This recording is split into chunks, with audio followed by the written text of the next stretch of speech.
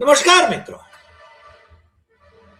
આજે સીધું ને સટમાં આપણે માનનીય વડાપ્રધાન નરેન્દ્ર મોદી પશ્ચિમ બંગાળમાં જઈને જે ગાજર લટકાવે છે અને એમના વતન રાજ્ય ગુજરાતમાં જે પરિસ્થિતિ છે એની ચિંતા કરતા નથી, એની આપણે વાત કરવાના છીએ. અને ખાસ કરીને ખેડૂતોને કઈ રીતે બરબાદ કરવામાં આવી રહ્યા છે એની વાત કરવાના છે. તમને જરા નવાઈ લાગશે કે ગુજરાતમાં ખેડૂતો તો માલામાલ છે, કારણ કે કોઈ વિરોધ કરતા નથી. અમે ઘણી વખતે કહીએ છીએ કે ગુજરાતમાં ખેડૂતોને કોઈ સમસ્યા જ નથી. જો સમસ્યા હોય તો ખેડૂતો રસ્તા પર આવે, પણ ખેડૂતો રસ્તા પર ન આવે, આંદોલન ન કરે, એને માટે કોઈ કંપનીના વીજળીના તાર એમના ખેતરોમાંથી પસાર કરવામાં આવતા હોય, એના થાંભલા નાખવાના હોય, તો પણ કલેક્ટરો અને પોલીસ તંત્ર એ એમને કેદ કરે છે. કચ્છનું ઉદાહરણ તમારી સામે છે, સૌરાષ્ટ્રનું ઉદાહરણ તમારી સામે છે. અદાણી અને અંબાણીની કંપનીઓ એને તો જાણે કે સરકાર વેચાઈ ગઈ છે એવું લાગે છે, અને સબ ભૂમિ ગોપાલ કી એ રીતે ખેડૂતો પર અત્યાચાર કરવા માટે અદાણી અંબાણીની કંપનીઓના લાભાર્થે ખેડૂતો પાસેથી જમીનો મેળવી લેવી, ગ્રામ સભાઓમાં ઠરાવો કરી દેવા, અને પોલીસ તંત્ર જો હુકમી કરીને પોતાના ખેતરોમાં પણ ખેડૂતો જતા હોય તો એમને ઊંચકીને એમની ધરપકડો કરવી, અને પછી ભારતીય જનતા પાર્ટીની સાથી સંસ્થા ભારતીય કિસાન સંઘના લોકો એમાં બીચ મેં મેરા ચાંદભાઈની જેમ દાખલ થઈ જાય અને રસ્તા રોકો આંદોલનને નિષ્ફળ બનાવી દે. સોદાબાજી થાય, ખેડૂતો બિચારા જ રહી જાય. ગુજરાત મોડેલ આખા દેશમાં લાગુ કરવા માટે નરેન્દ્ર મોદીએ જે ખેલ કર્યો હતો ને, એમાં એ મુખ્યમંત્રીમાંથી વડાપ્રધાન બન્યા, પણ આજ દિવસ સુધી અમને ખ્યાલ નથી કે ગુજરાત મોડેલ છે શું. એવું જ કંઈક હમણાં પશ્ચિમ બંગાળમાં જે ચૂંટણી ચાલી રહી છે, હવે તો બીજા તબક્કાની ચૂંટણી ત્યાં બાકી રહી છે, અને નરેન્દ્ર મોદી ત્યાં ટીએમસીની, તૃણમૂલ કોંગ્રેસની મમતા દીદીની જે સરકાર છે એના વિશે જે બેફામપણે નિવેદનો કરે છે, અમિત શાહ જે બેફામપણે નિવેદનો કરે છે, એમાં એક નિવેદન એમનું ટ્વિટર એકાઉન્ટ ઉપર, એક્સ એકાઉન્ટ ઉપર અમે જોયું અને અમને થયું કે ગુજરાતના બટાકા ઉત્પાદકો એટલે કે ખેડૂતો, ડીસાના ખેડૂતો હોય કે વડગામના ખેડૂતો હોય, એમને વાજબી ભાવ તો મળતા નથી. અને ભાઈ શ્રી નરેન્દ્ર દામોદરદાસ મોદી એ મમતા દીદીને ત્યાં આ બટાકા ઉત્પાદક ખેડૂતો કેવા હેરાન પરેશાન છે એની વાત કરે છે. ત્યાં ભાવ નથી મળતા એમને એની વાત કરે છે. ભાઈ, ગુજરાતમાં તમે ભાવ અપાવ્યા છે કે? અમે એના વિશે આજે વાત કરવાના છીએ. મેં થંબનેલમાં એમની તસવીર સાથે એમનું ટ્વીટ પણ મૂક્યું છે, જેની અંદર એ કહે છે કે under TMC government potato farmers જે છે ત્યાંના પશ્ચિમ બંગાળના, એ સંઘર્ષ કરી રહ્યા છે, અને રેતીના માફિયાઓ એ ધનના ઢગલા ઉપર બેઠા છે. જાણે કે ગુજરાતમાં રેતીના માફિયાઓ ધનના ઢગલા ઉપર ન બેઠા હોય. શું વાત ચાલી રહી છે? લોકોને કેવા મૂરખ બનાવવામાં આવી રહ્યા છે, અને લોકો પણ કેવા મૂરખ બની રહ્યા છે. હિન્દુ મુસ્લિમ કરીને ઘુસપેઠિયા, કોઈ ઘુસપેઠિયા કેટલા છે એની તો વાત છે નહીં. એસઆઈઆરમાં લાખોની સંખ્યામાં જે મતદારોને, જે યોગ્ય મતદારો, જે આદેશના નાગરિકો છે, એમને પણ મતદાનથી વંચિત કરવામાં સુપ્રીમ કોર્ટ પણ સહયોગ કરી રહી છે. એ પશ્ચિમ બંગાળ જીતવા માટે યેન કેન પ્રકારેણ સામ દામ દંડ ભેદ એનો ખેલ ચાલી રહ્યો છે. ત્યારે એમનું બટાકા ઉત્પાદક ખેડૂતો પ્રત્યેની એમની લાગણી કેવી છે ગુજરાતમાં, એના માટે અમે 2 દિવસથી સતત ડીસા અને વડગામ એના જે બટાકા ઉત્પાદકો છે એના સંદર્ભમાં એમને કેટલો ભાવ મળે છે અને પશ્ચિમ બંગાળમાં કેટલો ભાવ છે એનો અમે અભ્યાસ કરી રહ્યા હતા. તો આજે પણ ગુજરાતમાં બટાકા ઉત્પાદક ખેડૂતોને પશ્ચિમ બંગાળમાં જે બટાકા ઉત્પાદક ખેડૂતોને જે ભાવ મળે છે એના કરતા ઓછો મળી રહ્યો છે, અને છતાં કોઈ આંદોલન નથી. ગયે વર્ષે તો ડીસાના બટાકા ઉત્પાદક જે ખેડૂતો હતા એમણે રસ્તા પર બટાકા ફેંકી દીધા હતા. ગયે વર્ષે તો ભાવ થોડા વધારે હતા, આ વર્ષે તો ઓછા છે. અને તમને ખ્યાલ હશે કે તમે આપણા વિદેશ મંત્રી રહેલા, નાણામંત્રી રહેલા યશવંત સિન્હા સાથેનો અમારો જે એપિસોડ હતો એમાં અમે આ વાત છેડી હતી. ત્યારે એમણે કહ્યું હતું કે પશ્ચિમ બંગાળમાં જે બટાકા ઉત્પાદક ખેડૂતો છે એમને ગુજરાત કરતા પણ 3 ગણા ભાવ મળી રહ્યા છે, અને છતાં નરેન્દ્ર મોદી ત્યાં એમનું શોષણ થઈ રહ્યું છે એની વાત કરે છે. સ્ટ્રગલિંગ કરી રહ્યા છે, સ્ટ્રગલિંગ. બટાકાની કોઈ એમએસપી નથી, મિનિમમ સપોર્ટ પ્રાઇસ નથી. મિનિમમ સપોર્ટ પ્રાઇસ આપવા માટેની જાહેરાતો, સ્વામીનાથનના રિપોર્ટની નો અમલ કરવાની જાહેરાતો જ્યારે ડોક્ટર મનમોહનસિંહની સરકાર દિલ્હીમાં હતી ત્યારે નરેન્દ્ર મોદીએ મુખ્યમંત્રી તરીકે અહીંયાથી ઢોલ પીટ્યા હતા, પરંતુ હવે તો એ ઢોલ ફાટી ગયા. वो तो जुमला था. અમિત શાહના શબ્દોમાં કહીએ તો પેલા 15 લાખ વાળા જુમલાની વાત એમણે એના વિશે જુમલો કહ્યો હતો.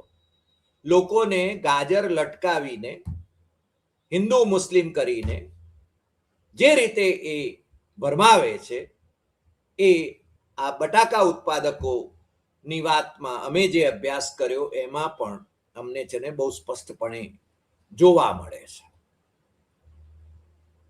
પોખરાજ, ખ્યાતિ, બાદશાહ અને કોલંબો આ 4 પ્રકારના બટાકાનું ઉત્પાદન થાય છે, ને એમાંય ધારો કે કંપનીઓ જે કોર્પોરેટ ફાર્મિંગ કરાવે છે એમાં એ તો પહેલેથી ભાવ એમના નક્કી હોય છે, પરંતુ જે સામાન્ય ખેડૂત છે જે બટાકા ઉત્પાદન કરે છે, અમે બટાકા ઉત્પાદકોની સાથે પણ વાત કરી, વેપારીઓ સાથે વાત કરી. અમારા મિત્ર હિદાયત પાલનપુરથી, એમની સાથે પણ અમે કેટલીક માહિતીમાં અમને સહયોગ કરવા માટે એમની પાસે એમને માહિતી મેળવી આપવા માટે પણ અમે કહ્યું. એમનોય સહયોગ મળ્યો. અમે પણ ઘણા બધાની સાથે વાત કરી, અને બહુ સ્પષ્ટપણે કહીએ તો આ વખતે રસ્તા પર બટાકા ફેંકવા માટે કોઈ ખેડૂતો તૈયાર નથી, પરંતુ ખેડૂતોને વાજબી ભાવ મળતા નથી. વાજબી ભાવ એટલે શું? નરેન્દ્ર મોદીએ કહ્યું હતું, સ્વામીનાથનના જે અહેવાલની વાત કરતા હતા ત્યારે, કે ઉત્પાદન ખર્ચ જે થાય એનાથી 1.5 ભાવ તો એમને મળવા જોઈએ. અમને જે જણાવવામાં આવ્યું એ બહુ સ્પષ્ટપણે કે બટાકાનો 1 મણનો ભાવ ઉત્પાદન ખર્ચ 150 રૂપિયા છે. એમાંય પાછું જે બિયારણ છે, બિયારણમાં પણ ગોલમાલ થાય છે. વેપારીઓ તો છેતરે છે, વેપારીઓની સિન્ડિકેટ ચાલે છે, અને એ સિન્ડિકેટો એ વાજબી ભાવ મળતા નથી, એટલે ખેડૂતોનું ખરા અર્થમાં તો શોષણ થાય છે. પોખરાજ 120 થી 130 20 કિલોની વાત કરીએ તો, 1 મણની વાત કરીએ તો, ખ્યાતિ 180, બાદશાહ 165 થી 170 75, કોલંબો 220 થી 240.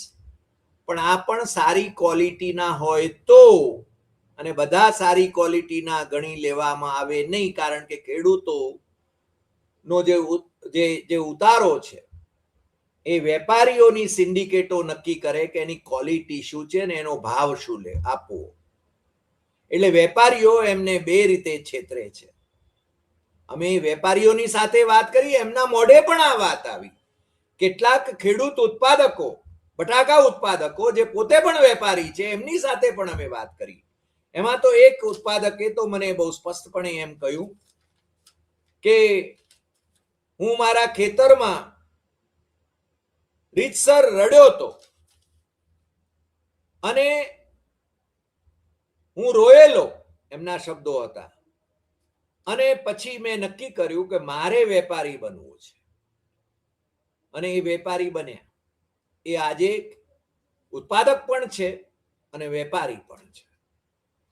પણ એ બહુ સ્પષ્ટપણે કહે છે કે ખેડૂતોનું શોષણ થઈ રહ્યું છે.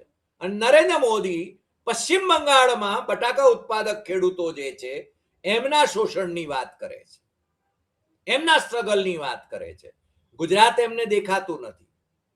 ગુજરાત એમને દેખાતું નથી, કારણ કે અહીંયા તો હિન્દુ મુસ્લિમ નો જે ભેદ કરીને જે એમણે 3 દાયકાથી જે શાસન અકબંધ રાખ્યું છે, યેન કેન પ્રકારેણ,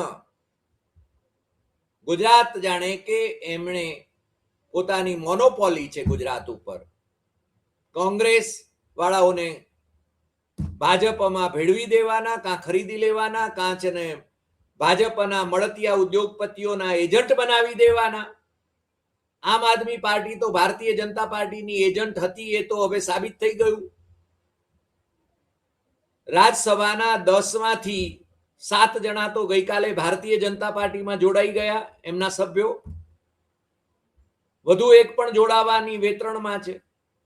આજે અમે ગોપાલ ઇટાલિયા જે વિસાવદરના ધારાસભ્ય છે, એમને પૂછ્યું કે અહીંયાથી કોણ ભારતીય જનતા પાર્ટીમાં હવે જોડાવાના છે.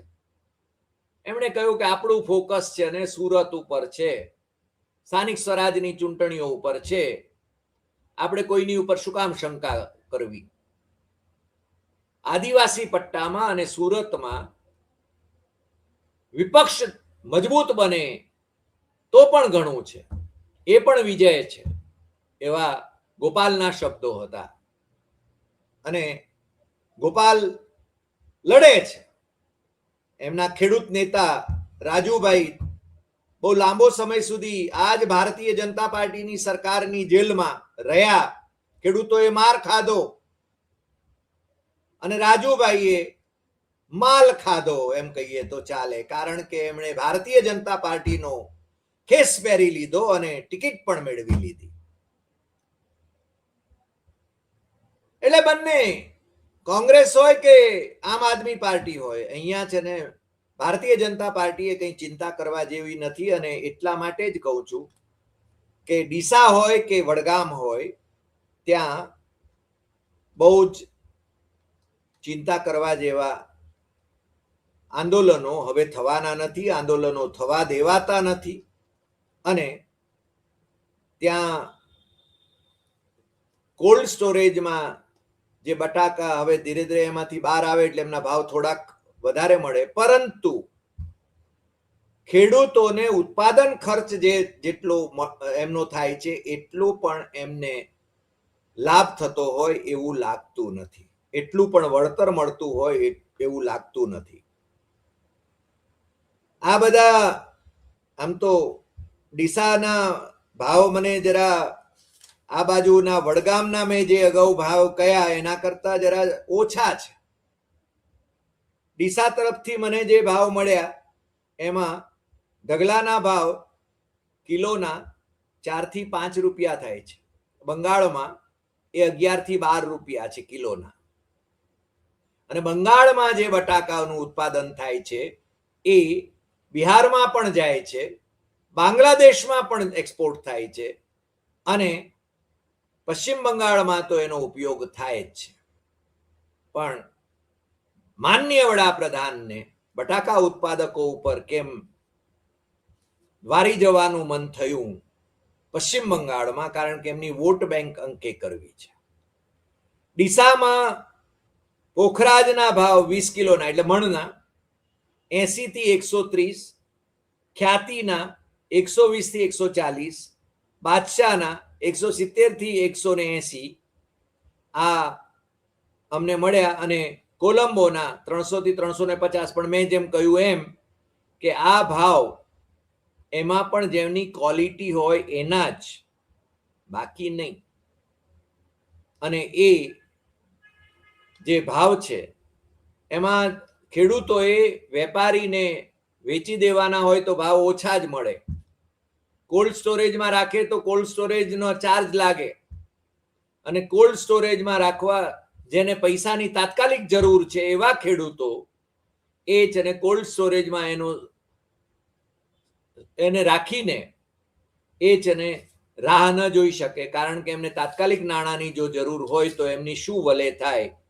એટલે એ પણ ખાસ કરીને આપણે જોવું પડે. અને મને વેપારી અને ખેડૂત બંને એમણે કહ્યું કે આ તો ખોટનો ધંધો છે, અને એમએસપી તો છે નહીં. બાંધેલા ભાવ, સરકારે બાંધેલા ભાવમાં તો એ આવતું નથી. નરેન્દ્ર મોદીએ તો ખાલી ઢોલ પીટ્યા હતા સ્વામિનાથનના નામે. પણ આ મેં કહ્યું એમ કે ઉત્પાદકો એ એમાં પાછા રાશનના જે છે એ બટાકા એના ભાવ જુદા, બીજાના ભાવ જુદા, અને ખેડૂતોનું ગળું દબાવીને ખરીદારો એ ખરીદી રહ્યા છે. એ વાત નરેન્દ્ર મોદી જાણતા જ હોવા જોઈએ. ડીસામાં ખાસ કરીને માળી સમાજ અને ઠાકોર સમાજ એ બટાકાનું ઉત્પાદન કરે છે, અને મને એવું જાણવા મળ્યું કે જે ભાગ્યા હોય એ લોકોને પણ તકલીફ છે. વડગામમાં ચૌધરી સમાજ અને રાજપૂત સમાજ એ મહદઅંશે બટાકાનું ઉત્પાદન કરે છે, પણ આમાં કોઈ વાજબી ભાવ મળતા હોય એવું લાગતું નથી. અને એ આ ચારેય જાતોની વાત આપણે કરીએ ત્યારે એમાં ડીસાના જે બટાકા છે એના કરતા ધોંધાર અમે આમ તો મારું મોસાળ જગાણા છે એટલે અમે ધોંધારથી પરિચિત છીએ, પણ એ વડગામ ને એ વિસ્તારમાં જે બટાકા થાય છે એની ક્વોલિટી વધારે સારી હોય છે, પણ એ ખેડૂતોને એના ભાવ મળતા નથી. એ હકીકત છે. એટલે ખેડૂતને માંડ 7 કિલો ના ગણીએ તો 7 કે 8 રૂપિયા મળે આ બટાકાના. મેં કહ્યું એમ કે પશ્ચિમ બંગાળમાં બટાકા ઉત્પાદકોના ભાવ અમે ચેક કર્યા, ઉત્પાદનના ભાવ, બટાકાના ભાવ ચેક કર્યા, ત્યાંના ખેડૂતોને મળતા ભાવ ત્યાંની મંડીના, તો એ ગુજરાતમાં જે ભાવ છે ઉત્પાદકોને મળતા એના કરતા વધારે છે. અને છતાં નરેન્દ્ર મોદી ત્યાં ઢોલ પીટે છે કે એમનું શોષણ થઈ રહ્યું છે. અમે તો એમ કહીએ છીએ કે એમને વધારે મળવા જોઈએ, એનાથી પણ વધારે મળવા જોઈએ, કારણ કે અમે ખેડૂતોનો પક્ષ લેવાના, અમે ખેડૂત છીએ અને ખેડૂતોનો પક્ષ લેવો જોઈએ, કારણ કે ખેડૂત જગતનો તાત છે. પણ જગતના તાતને ભિખારી બનાવી દીધો છે આ સરકારે. ખેડૂત કિસાન સન્માન નિધિને નામે જે જાણે કે વર્ષે 6,000 જે લોકોને બટકા ફેંકતા હોય છે, જાણે કે કોઈ પોતાના પિતાશ્રીની જાગીરમાંથી અથવા તો એમની તિજોરીમાંથી આ નાણાં લઈ આવીને જાણે ખેરાત કરતા હોય એ રીતે. અને બિચારી પ્રજા પણ બિચારી થઈ ગઈ છે, જગતનો તાત પણ બિચારો થઈ ગયો છે, એના જીન્સ પણ બદલાઈ ગયા છે, એમ કહેવામાં જરાય ખોટું મને નથી લાગતું. મેં કહ્યું એમ કે 7 થી 8 રૂપિયે કિલો જે ખેડૂતને ભાવ મળે છે એની પાસેથી રિટેલમાં જે ફેરિયા જે છે એ મહેનત કરે અને એ લારી ફેરવે, એ 20 રૂપિયે કિલો વેચે, એની પણ મજૂરી હોય છે, એને પરિશ્રમ કરવો પડે છે. પણ બાકીના વિસ્તારો જે છે મહેસાણા, દાંતા, ધણધાર, ડીસા, આ બધાના એમાં ખેડૂતોને યોગ્ય ભાવ નથી જ મળતા, એ હકીકત છે. અને આ ખેડૂતોનું શોષણ થઈ રહ્યું છે એ વાત રાજકીય બાબતો તમે બાજુએ મૂકી દો તો પણ, પરંતુ આ નિમિત્તે અમે બટાટા ઉત્પાદકો એના ખેડૂતો જે છે એમની લાગણીને આજે વાચા આપવાની કોશિશ કરી. મને લાગે છે કે ગયે વર્ષે એમણે રસ્તા ઉપર બટાકા ફેંક્યા હતા, એનો બગાડ થયો હતો. એવા રસ્તા ઉપર ફેંકવાના અમે સમર્થક નથી જ નથી, પરંતુ જ્યારે એમને એમના ઉત્પાદનનો વાજબી ભાવ ન મળતો હોય ત્યારે એમનામાં જે આક્રોશ પ્રગટે, એ આક્રોશ સરકારમાં બેઠેલા લોકોએ, સત્તા પક્ષમાં બેઠેલા લોકોએ સમજવાની જરૂર છે. સાથે સાથે વિપક્ષમાં બેઠેલા લોકોએ પણ એને વાચા આપવાની જરૂર છે. કારણ કે સઘળી જવાબદારી એ માત્ર સત્તા પક્ષની નથી. સત્તા પક્ષ કદાચ એને આંખે પડળ આવી ગયા હોય, એને અંધાપો આવ્યો હોય, એના કાન બેરા થઈ ગયા હોય, તો એના બેરા કાને પ્રજાની સાચી વાત પહોંચાડવી એ લોકશાહીમાં વિપક્ષની પણ જવાબદારી છે. આજે આટલી વાત. ફરી મળીશું નવા એપિસોડમાં નવા વિષય સાથે. તમે ખેડૂતોની વારે રહેજો, એટલી જ હું અપેક્ષા કરું છું. અને ખેડૂતોને એના ઉત્પાદનના વાજબી ભાવ મળે એટલી જ અપેક્ષા કરું છું. જગતનો તાત માયકાંગલો થઈ ગયો છે, બિચારો બાપડો થઈ ગયો છે, અને કિસાન સન્માન નિધિની કાગડોળે રાહ જોતો થઈ ગયો છે. એના જીન્સ બદલાઈ રહ્યા છે, એ શરમજનક છે. ફરી મળીશું નવા એપિસોડમાં નવા વિષય સાથે.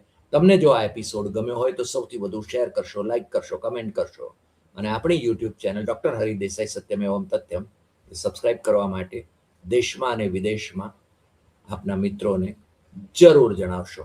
નમસ્કાર.